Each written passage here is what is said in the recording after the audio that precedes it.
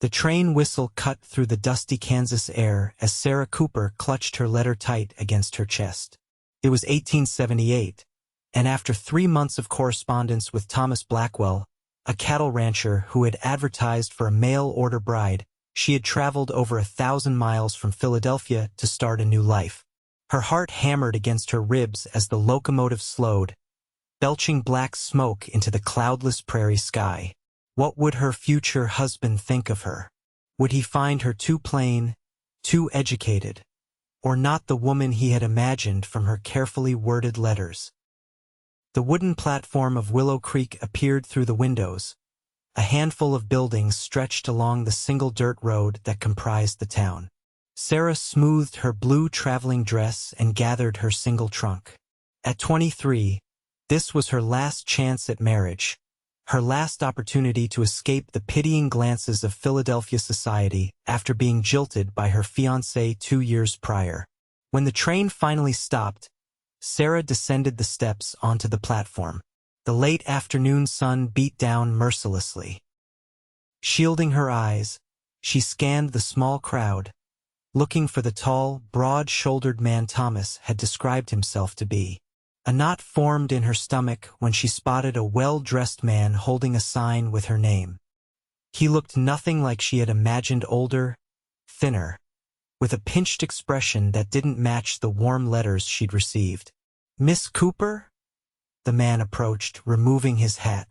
"I'm Gerald Blackwell. Thomas sent me to collect you." Sarah's heart sank. "Is Mr. Blackwell unwell?" "No, miss. He's just occupied with business at the ranch. I'm his brother." The explanation felt hollow, but Sarah nodded and allowed Gerald to take her trunk. As they walked toward a waiting wagon, she noticed a tall man leaning against a hitching post, watching her with intense blue eyes beneath the brim of a worn cowboy hat. Unlike Gerald's pristine appearance, this man was rugged, with sun-darkened skin and a shirt that had seen better days. When their eyes met, something passed between them, a spark of recognition, though they had never met. Gerald cleared his throat. "This way, Miss Cooper." As they passed the stranger, he straightened and nodded. "Madam." His voice was deep, with a hint of roughness that sent an unexpected shiver down Sarah's spine. "That's just Kade Callahan," Gerald said dismissively. "One of the ranch hands. Pays no mind to your station." Sarah glanced back over her shoulder, finding Cade still watching her. She quickly faced forward, cheeks warming. The ride to the Blackwell ranch was long and uncomfortable. Gerald spoke little, answering Sarah's questions with short, clipped responses that did nothing to ease her growing anxiety. By the time they arrived at the sprawling ranch house, the sun was setting, painting the sky in vibrant oranges and purples. Thomas Blackwell greeted her on the porch, and Sarah's heart sank further. He was handsome enough, tall, with perfectly combed hair and expensive clothes, but his smile didn't reach his eyes when he looked at her.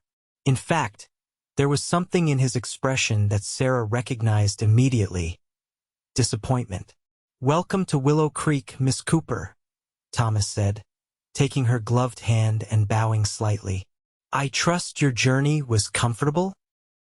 "As comfortable as one might expect, Mr. Blackwell," Sarah replied, trying to keep her voice steady. "Thank you for arranging my passage." Something flashed across Thomas's face: irritation, perhaps before his polite mask returned.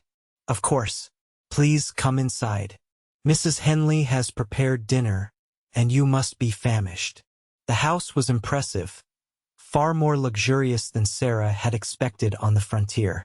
Expensive furnishings, paintings in gilded frames, and Persian rugs decorated rooms that would not have been out of place in Philadelphia. A middle-aged woman with a kind face, Mrs. Henley, the housekeeper, showed Sarah to her room, a small but comfortable space at the back of the house. "Dinner will be served in an hour, Mrs. Henley said. "Will you be needing help with your things?" "No, thank you," Sarah replied. "I can manage."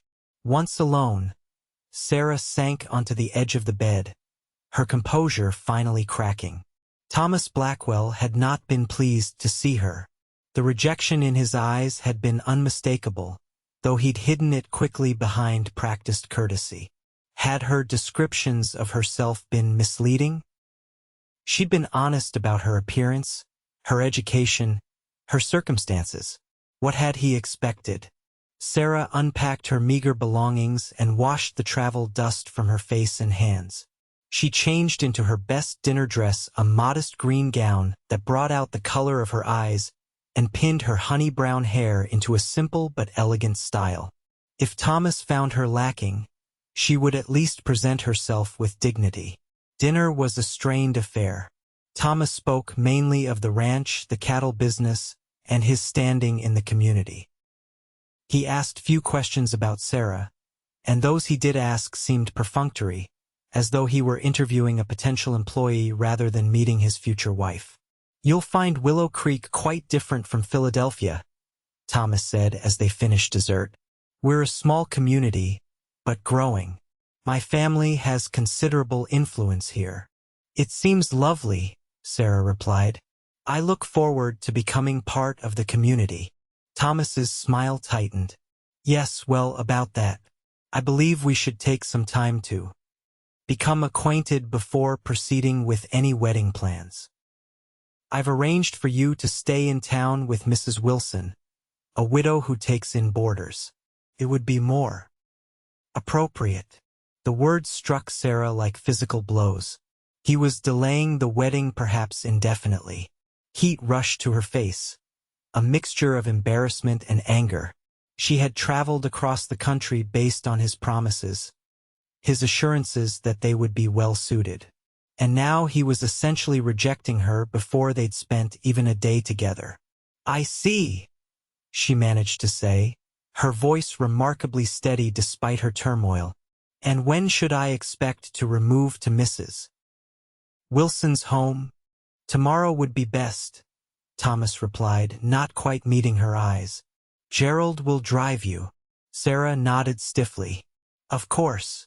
Later that night, unable to sleep, Sarah slipped outside onto the back porch.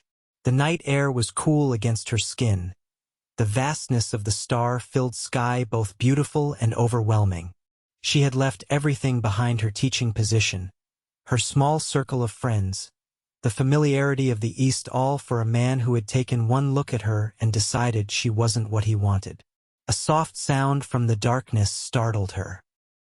Turning, she found Kade Callahan leaning against a post at the far end of the porch, a cigarette glowing softly between his fingers. "Apologies, madam," he said, straightening. "Didn't mean to frighten you." "You didn't," Sarah lied, wrapping her shawl tighter around her shoulders. Cade studied her, his expression unreadable in the dim light. "Couldn't sleep?" "No." She hesitated, then added, "It seems I won't be staying at the ranch after all. Mr. Blackwell has decided I should board in town while we become better acquainted." A muscle tightened in Cade's jaw. "That's so?" "Yes. Apparently, I'm not quite what he expected." The words emerged more bitter than she'd intended, and Sarah immediately regretted them. It wasn't proper to discuss such matters with a ranch hand, a stranger. To her surprise, Cade chuckled, a low, warm sound. "If you don't mind me saying, Miss Cooper, Thomas Blackwell wouldn't recognize a true treasure if it was sitting right in front of him." Sarah blinked, caught off guard by both the compliment and the criticism of his employer. "Mr. Callahan?" "Just Cade, madam." "Cade, then." She found herself smiling despite everything. "Are you not concerned about speaking ill of your employer?" He shrugged, a fluid motion that highlighted the breadth of his shoulders. "Thomas Blackwell's not actually my employer. I work for his father, Old Man Blackwell. He owns this ranch, not Thomas, though Thomas likes pretending otherwise." "I see." This was news to Sarah. Thomas had represented himself as the owner in his letters. "And what exactly do you do here, Cade?" "Foreman," he replied, crushing out his cigarette under his boot. Run the day-to-day operations. Sarah raised an eyebrow. Then you're not just a ranch hand, as Gerald described. Something like amusement flickered in Cade's eyes. Gerald likes to diminish anyone he considers beneath his station. The Blackwell brothers were born with silver spoons so deep in their mouths they can't see past them. A laugh escaped Sarah before she could stop it. You shouldn't say such things. Maybe not.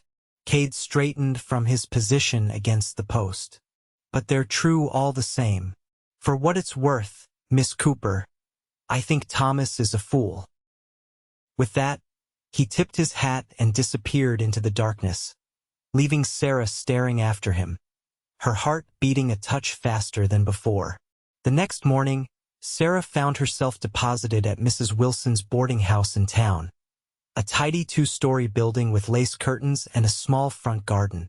The widow was a cheerful, plump woman who chattered constantly as she showed Sarah to her room. It's not often we get folks from back east, Mrs. Wilson said. Especially not ladies of quality like yourself. Thomas Blackwell's a catch, of course, though some might say he's a bit too fond of his own importance. Sarah smiled tightly. Mr. Blackwell has suggested we take time to know one another better before proceeding with our arrangements. Mrs. Wilson's eyebrows rose. Has he now? Well, I suppose that's sensible, though not what one expects with mail-order matches. Usually, it's straight to the preacher. Over the next week, Sarah saw little of Thomas. He called on her once, bringing flowers and taking her for a short walk through town. But his conversation remained stilted, his manner distant. He made no mention of future wedding plans. Sarah found herself unexpectedly busy nonetheless. Mrs. Wilson had introduced her to several prominent ladies in town, and when they discovered she had been a teacher in Philadelphia, the town council approached her about taking over the schoolhouse. The previous teacher had left abruptly, marrying a minor and moving to Colorado Territory, leaving Willow Creek's children without instruction. It would only be temporary, of course, Mayor Fields explained, until your situation with Mr. Blackwell is resolved. Sarah accepted gladly. The small salary would help extend her dwindling funds, and the work would give her purpose. She threw herself into preparing the neglected schoolhouse, cleaning and organizing with an energy born partly of determination and partly of the need to keep thoughts of her uncertain future at bay. It was during her 3rd day at the schoolhouse that Kade Callahan appeared in the doorway, hat in hand. "Miss Cooper," he greeted her, his voice carrying across the empty classroom. Sarah straightened from where she'd been arranging books on a shelf. "Mr. Callahan, this is a surprise. Heard you were fixing up the school." He stepped inside, looking around at the half-organized room. "Thought you might need some help. That top shelf looks like it needs fixing, and these windows aren't sitting right in their frames." Sarah hesitated.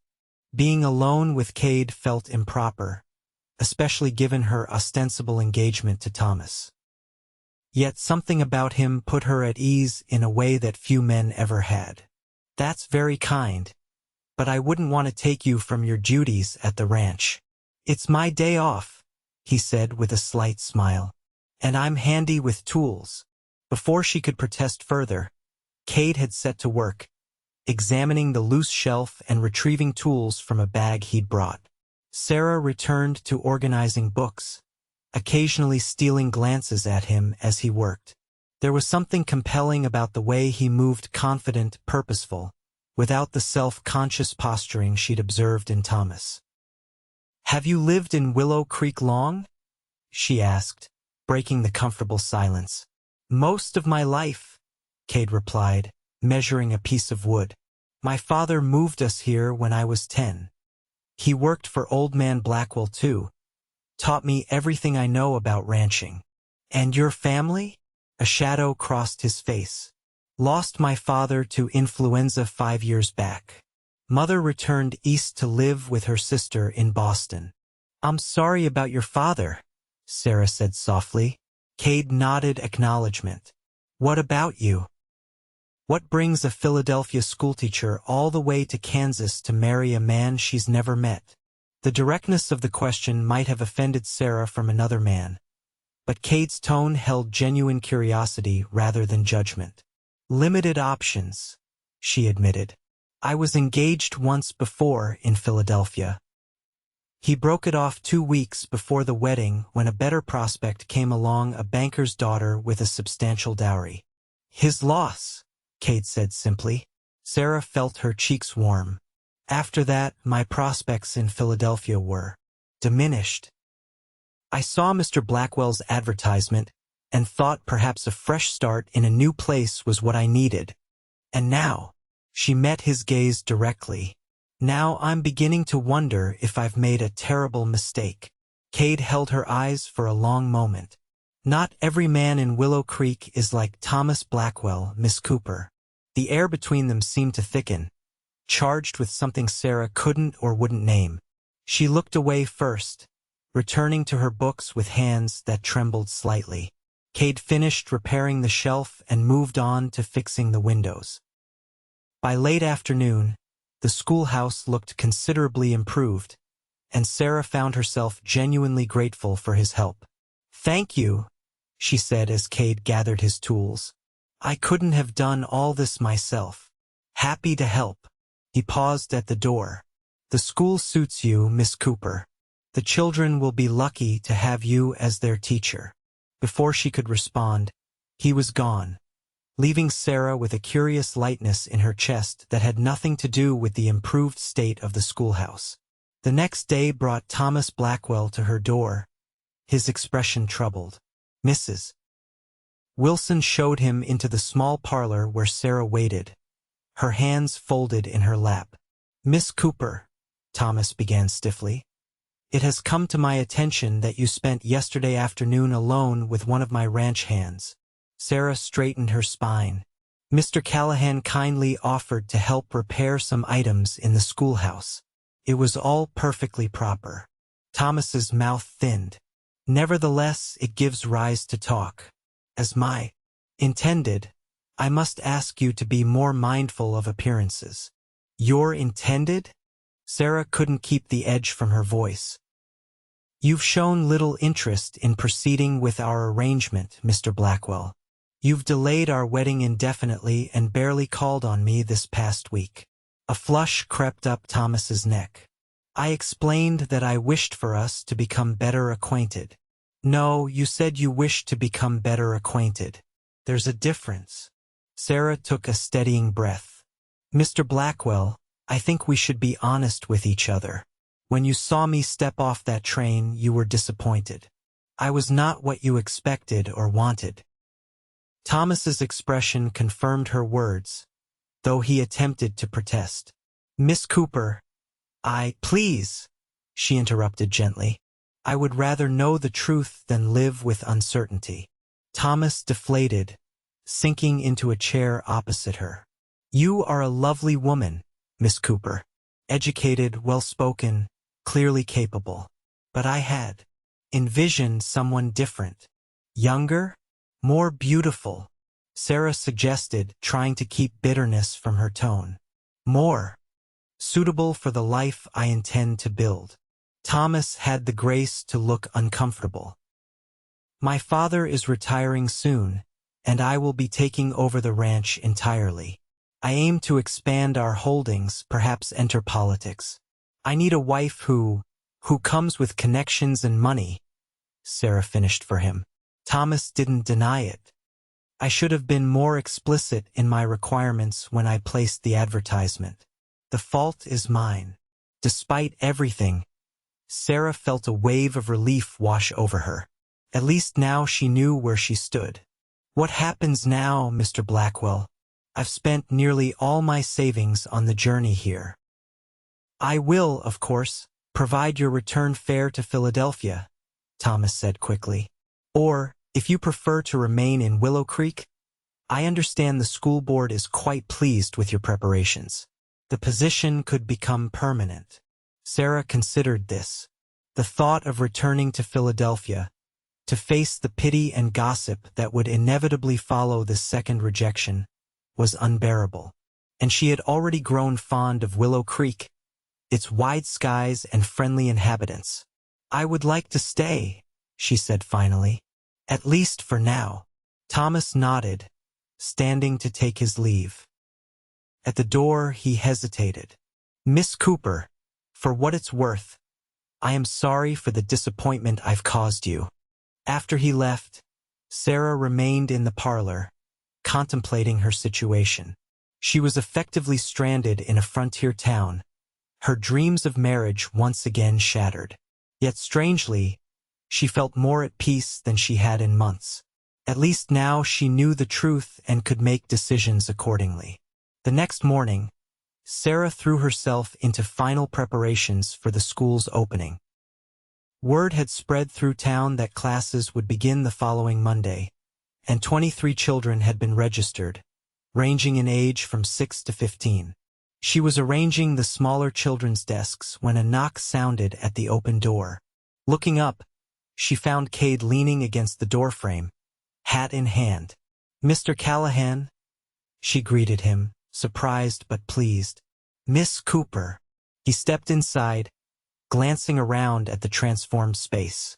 "Place looks good. Thanks to your help," she acknowledged.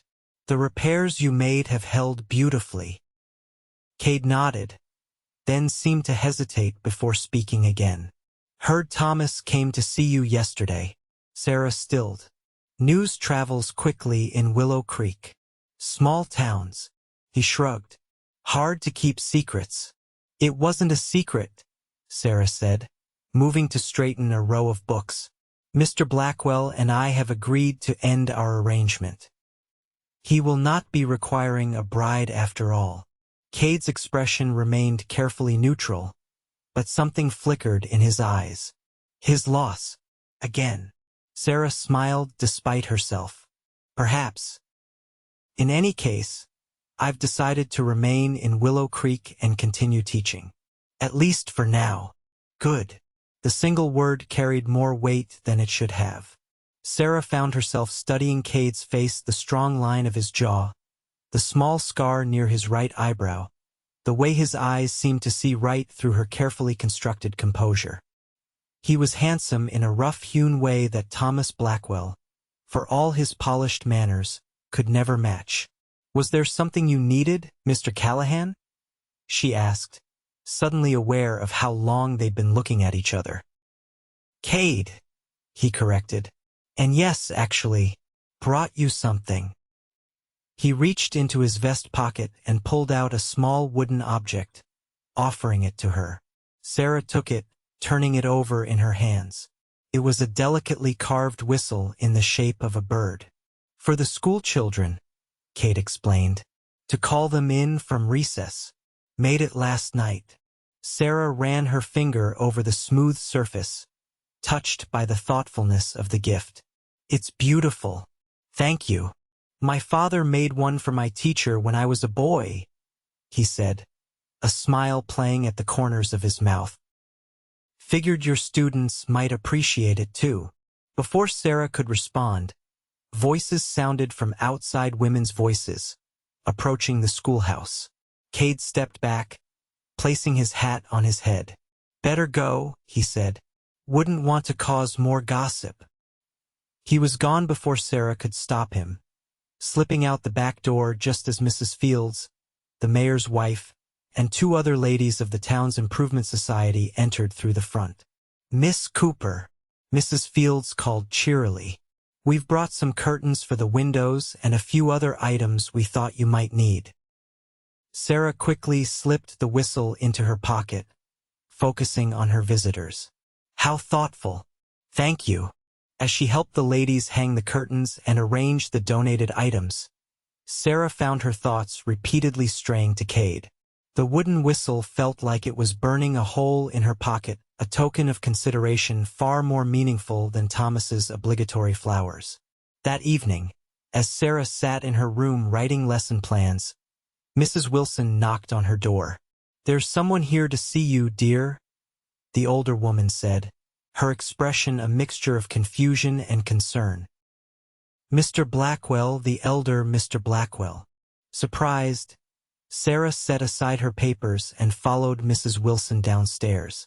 In the parlor stood a tall, white-haired man with piercing blue eyes and a bearing that commanded respect without effort.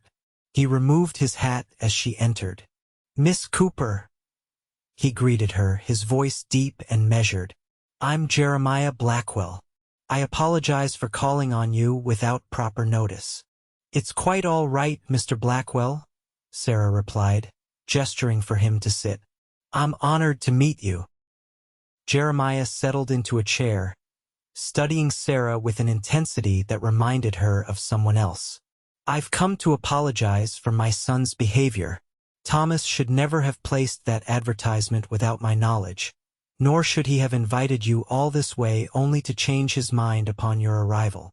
Sarah blinked, taken aback by the direct approach. "I appreciate your concern, Mr. Blackwell, but there's no need." "There is every need," Jeremiah interrupted firmly. "My family's honor is at stake. Thomas has behaved shamefully, and I intend to make it right. I assure you, your son and I have reached an understanding," Sarah said carefully. "He has offered to fund my return to Philadelphia, should I wish it." Jeremiah snorted. "The least he could do. But I understand you've taken the teaching position instead." "Yes, for now at least." "Good. Willow Creek needs educated people like yourself." He leaned forward, hands clasped between his knees. "Miss Cooper, I won't waste your time. I know my foreman has been calling on you." Heat rushed to Sarah's face. "Mr. Callahan has merely assisted me with repairs at the schoolhouse." "It's hardly calling on me." A smile creased Jeremiah's weathered face.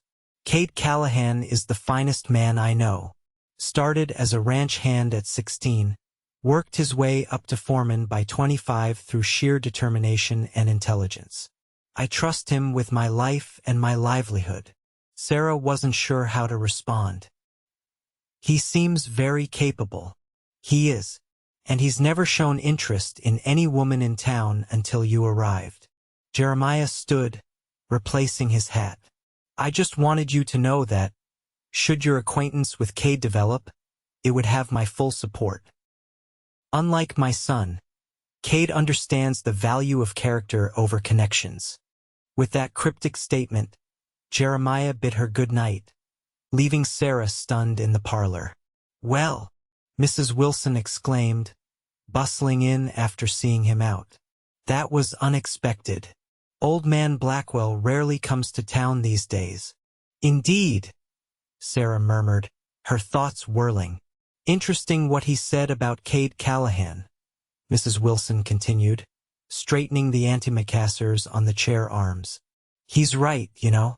Cade's never paid court to any of the local girls, despite plenty trying to catch his eye. Devoted to his work, that one." Sarah found sleep elusive that night, her mind replaying Jeremiah Blackwell's words and the moments she'd shared with Cade. There was something growing between them, something unexpected and potentially scandalous, given her recent broken engagement to his employer's son. Yet she couldn't deny the flutter in her chest when she thought of him, the ease she felt in his presence. The school's opening day arrived bright and clear. Sarah stood on the steps, ringing the small bell as children streamed into the yard, some eager, others reluctant, all curious about their new teacher from the East. Parents lingered, watching as Sarah organized the students by age and ushered them inside. The day passed in a blur of introductions, assessments, and establishing rules. By afternoon, Sarah's throat was sore from speaking, but her heart was full. These children, with their diverse needs and personalities, gave her a sense of purpose she hadn't felt in Philadelphia.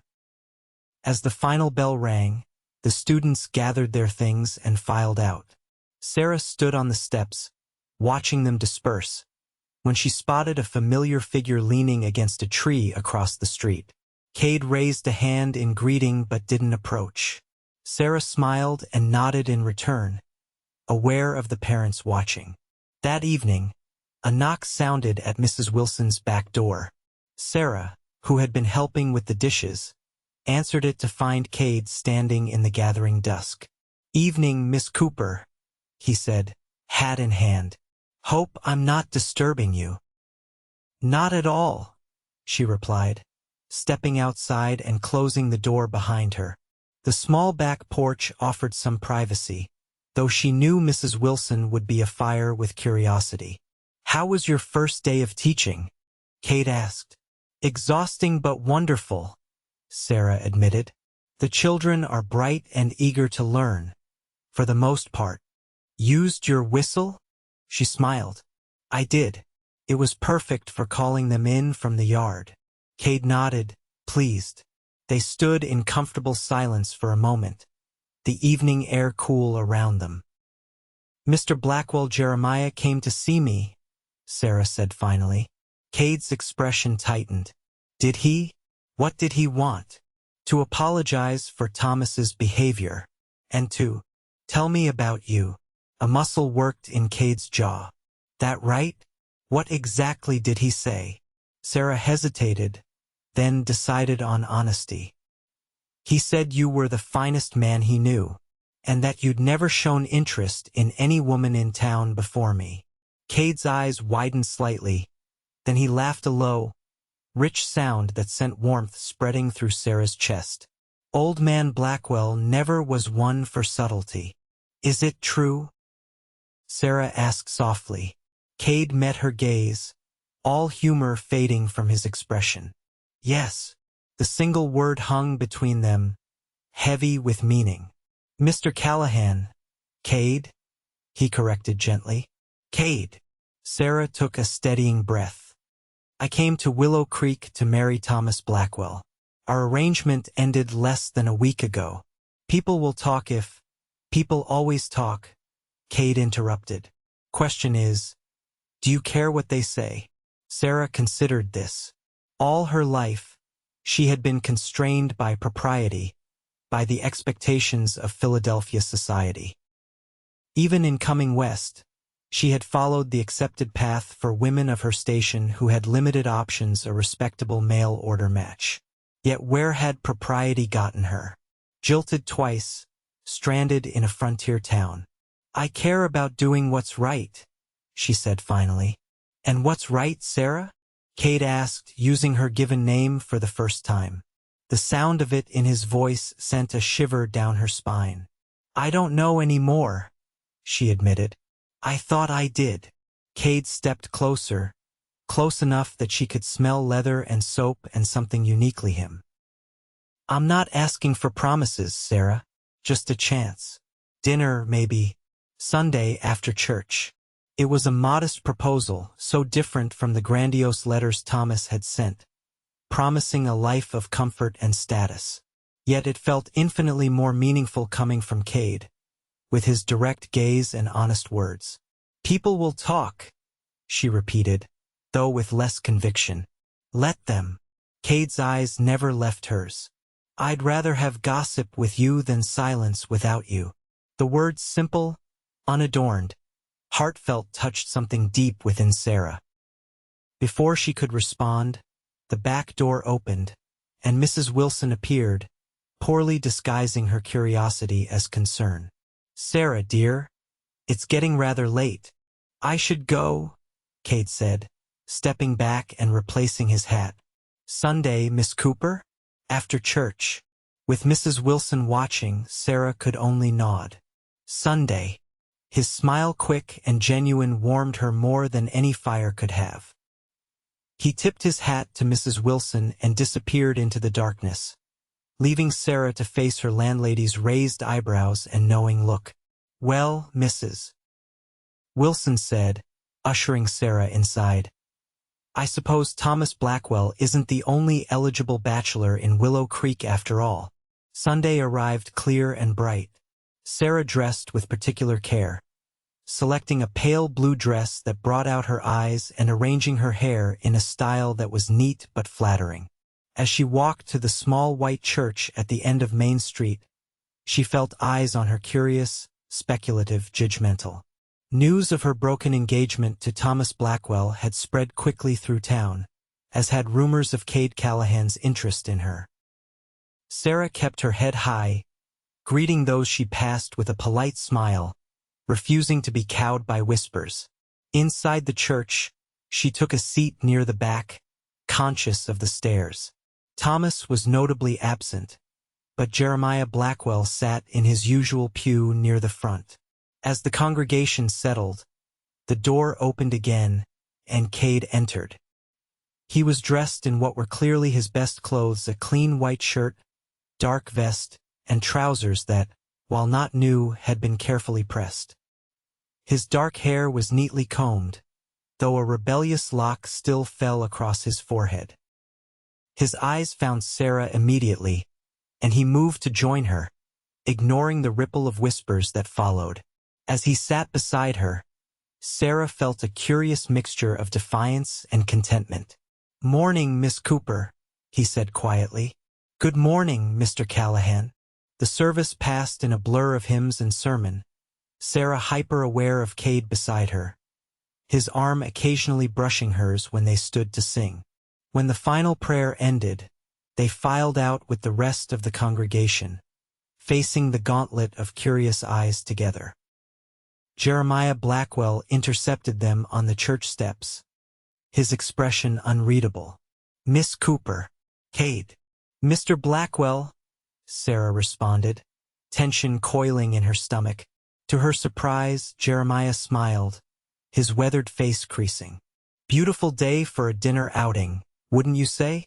The wildflowers are blooming down by Cedar Creek." Cade straightened beside her.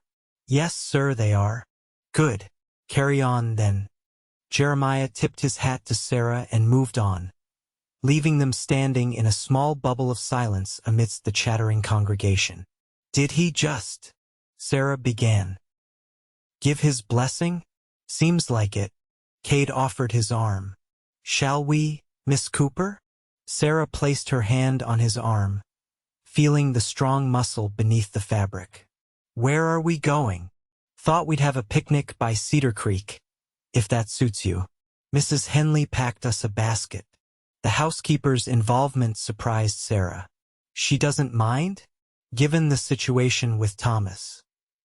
Cade helped her into a waiting buggy. "Mrs. Henley's worked for the Blackwells for 30 years. She thinks Thomas behaved badly and isn't shy about saying so." As they drove out of town, Sarah felt the weight of scrutiny lift from her shoulders. The prairie stretched around them, dotted with early summer wildflowers, the sky an endless expanse of blue overhead. Cade handled the horses with easy confidence, occasionally pointing out landmarks or sharing stories of the area. Cedar Creek turned out to be a lovely spot, with clear water flowing over smooth stones and cottonwood trees providing dappled shade. Cade spread a blanket on a grassy bank and unpacked Mrs. Henley's generous basket. Fried chicken, cornbread, apple tarts, and a jar of lemonade. "This is wonderful," Sarah said, settling on the blanket. "I haven't been on a picnic since I was a girl." "No picnics in Philadelphia?" Cade asked, sitting beside her. "Not proper ones with fried chicken and bare feet in the grass," Sarah admitted. "More like formal luncheons in manicured gardens, with servants hovering nearby." Cade smiled. "Sounds stifling." It was, in many ways. Sarah accepted a piece of chicken from him. The rules were endless: how to sit, how to speak, who to speak to. Coming west was liberating, despite everything that's happened. "Do you miss it?" "Philadelphia?" Sarah considered the question. "I miss certain things. The libraries, the theater, my students there." She looked around at the wild beauty surrounding them. "But this place has its own charms." "That it does," Cade agreed, though his eyes were on her rather than the landscape. They ate and talked, conversation flowing easily between them. Cade told her about growing up on the frontier, learning ranching from his father, his dreams of someday having a spread of his own. Sarah shared stories of her childhood in Philadelphia, her years teaching, her brief, disastrous engagement. What was his name? The man who jilted you back east, Cade asked. Edward Thornton, Sarah said, surprised to find the name no longer brought pain. He's married now to the banker's daughter. They have a child on the way, according to my last letter from home. Fool, Cade said simply. Sarah smiled. Perhaps it was for the best. I might never have come west otherwise. Definitely for the best. Then, Cade said, his eyes holding hers. After they ate, they walked along the creek, shoes discarded despite propriety. The cool water swirled around Sarah's ankles, a small rebellion against her proper upbringing that felt deliciously freeing. Tell me about the ranch, she said as they strolled. You obviously care for it deeply. Cade nodded. Jeremiah Blackwell built it from nothing. When my father and I arrived, it was already one of the largest spreads in the territory. Old man Blackwell took me under his wing after my father died, taught me everything he knew about cattle, land management, business. And Thomas? Sarah asked carefully. Where does he fit? A shadow crossed Cade's face. Thomas was away at school back east for most of those years. When he returned, he expected to step into running things, but he had no practical experience. Jeremiah made me foreman instead. Creating resentment, Sarah guessed. You could say that. Cade picked up a flat stone and skipped it across the water. Thomas sees the ranch as his birthright. He doesn't understand that Jeremiah built it through work and sacrifice, not inheritance. And you? What do you want from the ranch? Cade looked at her, his expression open. I want to earn my place. Jeremiah's offered to make me a partner when he retires a quarter share. Enough to build something of my own someday. Thomas must not be happy about that arrangement. He doesn't know yet. Cade's mouth quirked in a half-smile. Jeremiah's waiting for the right moment to tell him. The sun was starting its descent when they finally returned to the buggy. As Cade helped Sarah up, his hands lingering at her waist, she found herself wishing the day didn't have to end. Thank you for today, she said softly. It was lovely. First of many, I hope, Cade replied, his voice equally low. The ride back to town was quiet, a comfortable silence between them. As they approached Willow Creek, Cade slowed the horses. Sarah, he began, something in his tone making her turn to look at him. I know this is all happening fast. You've barely been in town a few weeks. But I want you to know that my intentions are serious. Sarah's heart quickened. Cade, you don't have to say anything, he continued.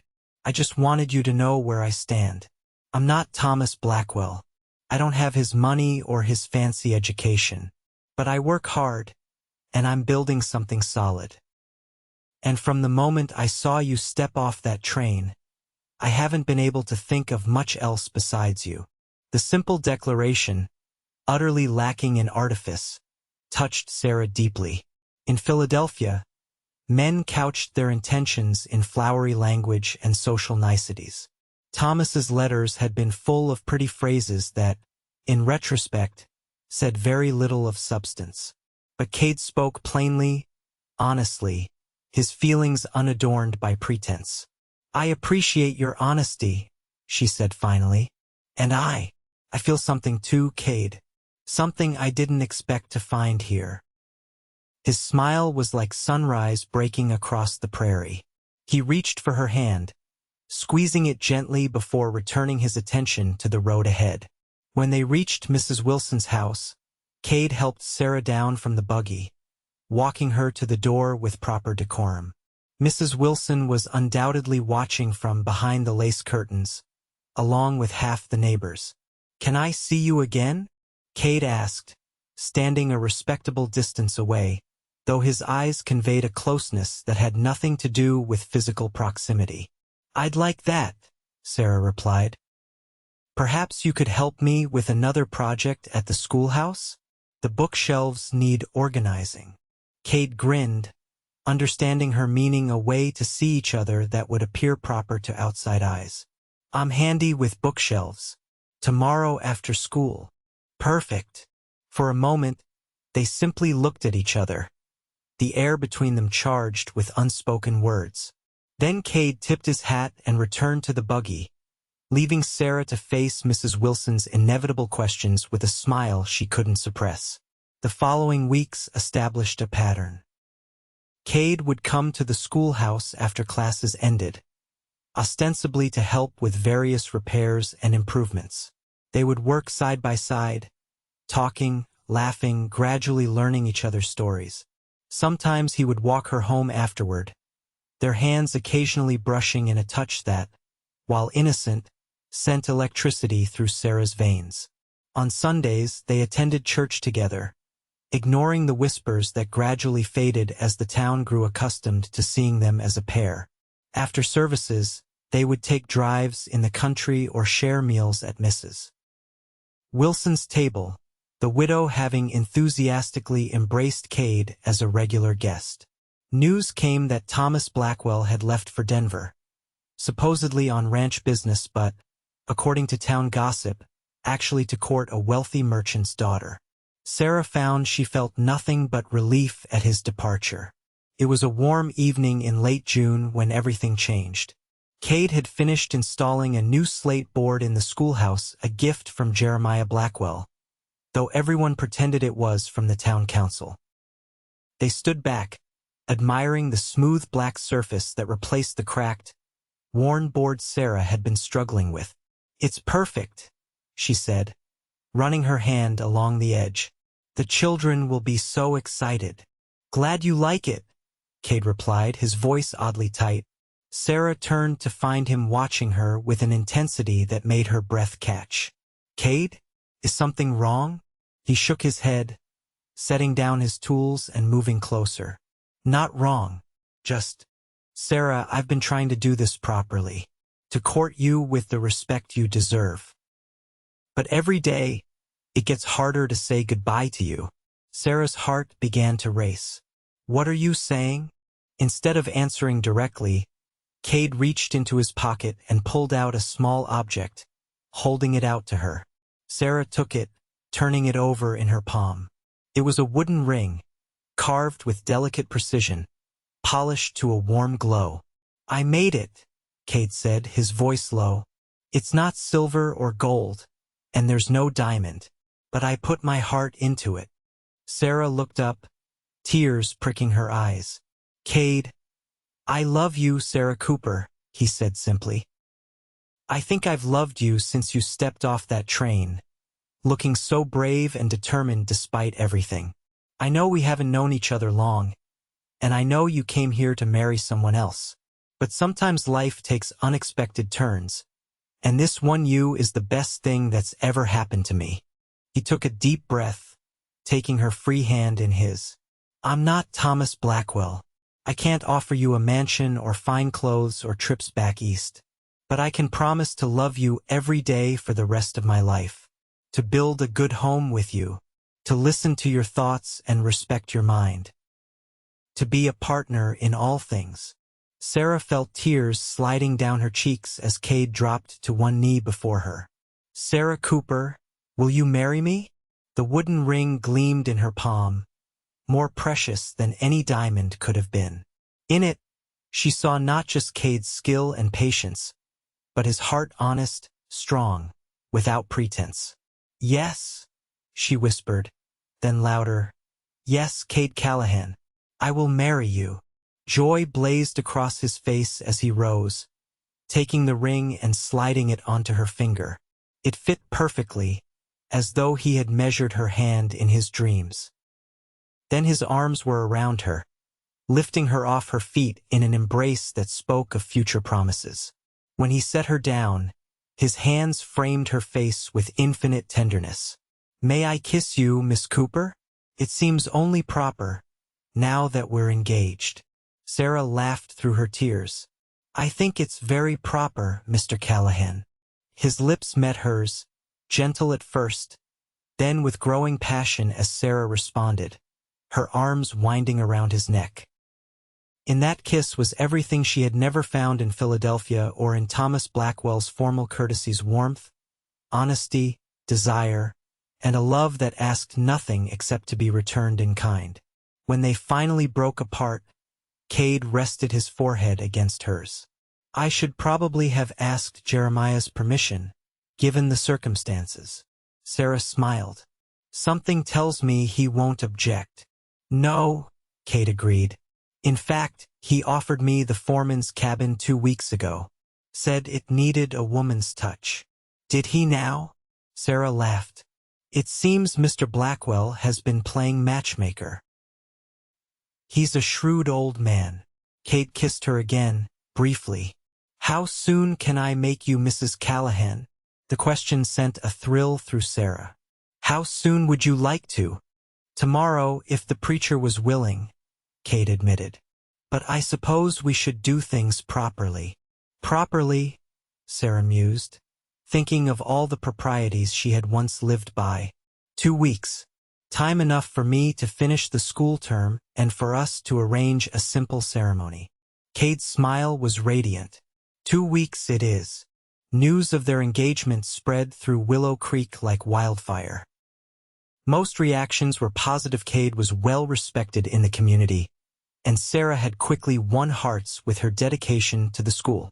A few disapproved, considering the match improper given Sarah's recent broken engagement to Thomas, but such voices were in the minority.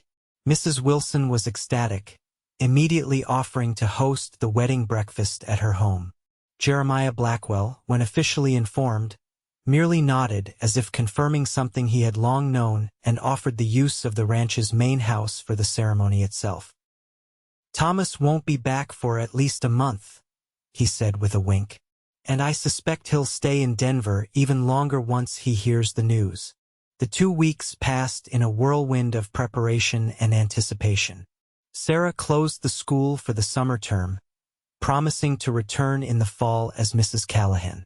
Cade divided his time between ranch duties and preparing the foreman's cabin for his bride, enlisting help to add a second room and a proper porch. On the evening before their wedding, Cade took Sarah to the spot by Cedar Creek where they'd had their first picnic.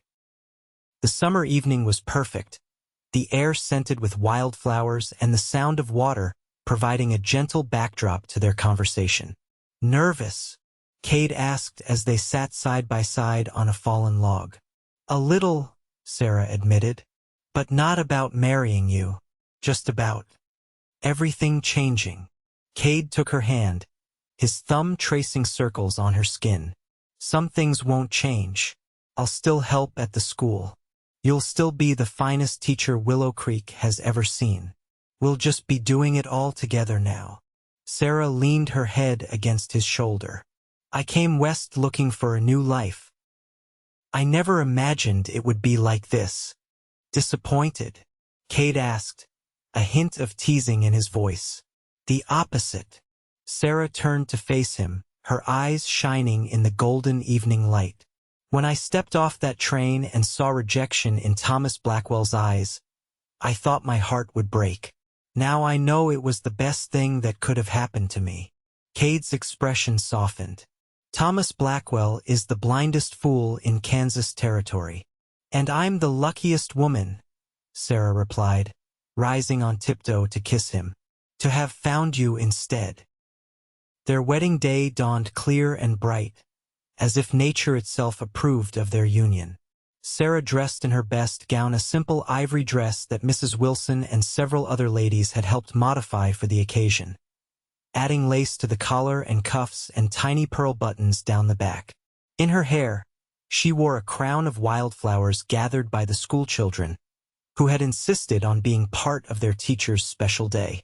Around her neck hung a delicate silver locket, Cade's wedding gift, delivered that morning with a note that said simply, "For my heart to rest close to yours." The Blackwell ranch house was transformed, with flowers adorning every surface and chairs arranged in the large parlor for the ceremony. Nearly the entire town had turned out, filling the house and spilling onto the porch and lawn. As Sarah waited in an upstairs room, a knock sounded at the door. To her surprise, Jeremiah Blackwell entered, looking dignified in his Sunday best. "Miss Cooper," he greeted her. "You look radiant." "Thank you, Mr. Blackwell," Sarah replied. "And thank you for opening your home for our wedding. It's very generous, considering the circumstances." Jeremiah waved away her words. "The circumstances are exactly as they should be. Thomas was never the right man for you, and you were never the right woman for him. But Cade," his voice softened, "Cade deserves happiness more than anyone I know. And he looks at you the way a man should look at the woman he loves." Sarah felt tears threatening. "That's very kind of you to say." "Not kindness. Truth." Jeremiah cleared his throat. "I understand your father is not with us?" "No," Sarah said softly. "He passed away 3 years ago.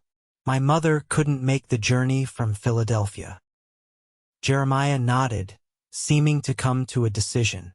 "Then, if you would permit me, I would be honored to escort you downstairs. As someone who has come to think of Cade as a son, it seems fitting." Emotion welled in Sarah's throat. "I would be honored, Mr. Blackwell." He offered his arm with old-world courtesy, and Sarah placed her hand upon it. Together, they descended the stairs to where Cade waited with the preacher in the flower-filled parlor. The moment Sarah appeared on Jeremiah's arm, Cade's face transformed, wonder and love written so plainly there that anyone watching could see the depth of his feelings. He stood tall in a new suit, Jeremiah's gift, though he'd insisted it was simply overdue compensation for Cade's hard work, his dark hair neatly combed, his eyes never leaving Sarah as she walked toward him. The ceremony was simple but heartfelt. They exchanged vows in clear voices that carried to the back of the crowded room, promising to love, honor, and cherish each other for all their days. Cade placed a simple gold band on Sarah's finger beside the wooden ring he had carved. She had refused to remove it, insisting on wearing both as symbols of their journey together. "By the power vested in me," the preacher concluded, "I now pronounce you husband and wife. What God has joined together, let no man put asunder." Cade's kiss was gentle, mindful of their audience, but filled with promise. When they turned to face their friends and neighbors as Mr. and Mrs. Callahan for the first time, the cheers were deafening. The celebration continued well into the evening, with food and music and dancing on the lawn. As the sun began to set, Cade found Sarah sitting on the porch, watching the festivities. "Mrs. Callahan," he said, offering his hand. "May I have this dance?" Sarah took his hand, letting him lead her to where other couples swayed to the fiddle music. "It still feels strange to hear that name." "Good strange?" Cade asked, drawing her into his arms. "Wonderful strange," she assured him, relaxing against him as they moved to the music. As darkness fell, they slipped away from the celebration, riding in a flower-decorated buggy to the foreman's cabin that was now their home. Cade lifted Sarah across the threshold, carrying her into the small but cozy dwelling that smelled of fresh paint and new beginnings. Inside, Sarah found that the women of Willow Creek had been busy in her absence. Fresh curtains hung at the windows, a colorful quilt adorned the bed, and wildflowers filled simple vases on every surface.